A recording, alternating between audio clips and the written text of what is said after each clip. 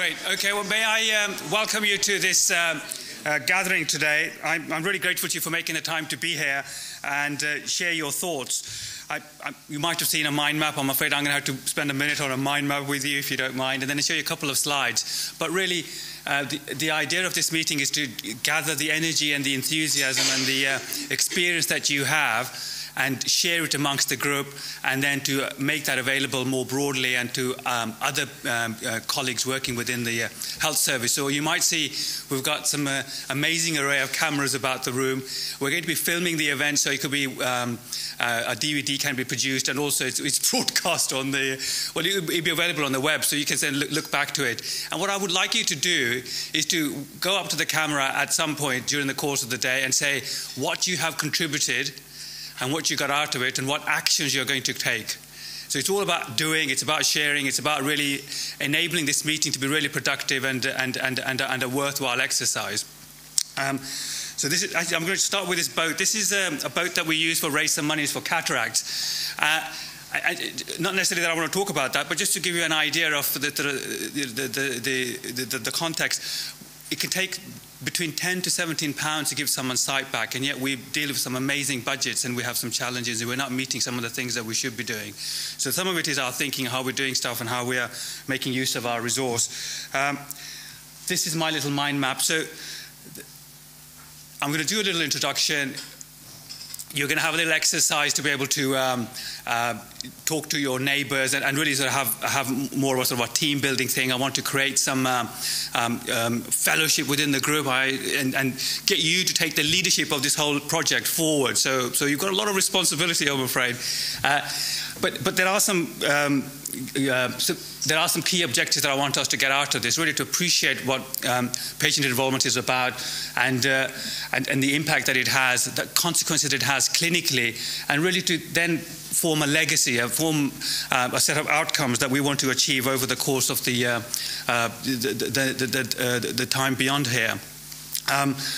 I won't go through all of this sort of stuff. This is all the material that has been produced with slide. I'm grateful to Andrea at St. Thomas's for this slide. But there's a huge array of publications that have gone on with regards to patient involvement, and David hopefully will touch a tiny little bit of this, but we don't want to get lost in the policy. We're really looking to identify some experiences and to find ways of sharing those experiences. This scheme just gives you an idea of the different types of involvement that we might have, and again, I'm not going to go through this slide. The reason I'm going to get people generally to skip through the things is to really to understand the sort of the essence of their experience and what they do with regards to patient experience and other efforts to try and engage the communities that we work in.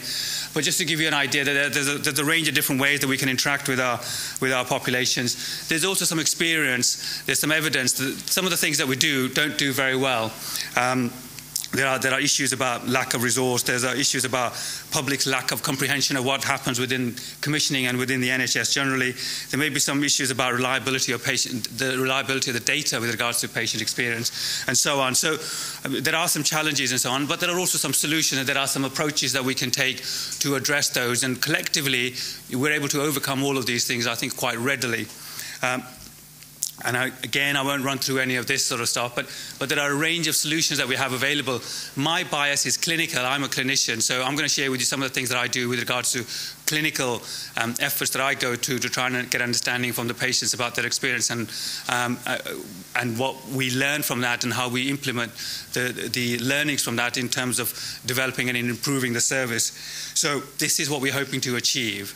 So I want a lot out over the next 4 hours. The 2 hours is really to get a little bit of understanding about different perspectives from NRAS, from arthritis care, and then Glenn is very kindly going to share some experience from Maidstone and Tunbridge Wells. I'm going to give you a clinical perspective. I've got Paul Buckley who's going to be sharing with you some thoughts from the GMC on this issue.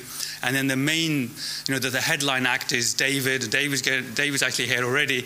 And it's a real privilege for us to have David come and share with us his thoughts on this issue.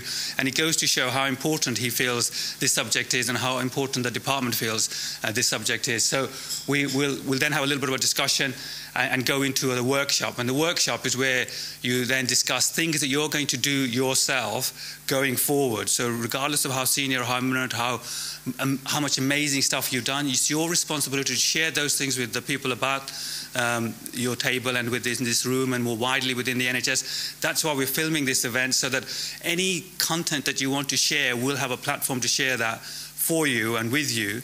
So you really need to help each other. We need to help each other to be able to take practical things that we're going to then put into practice.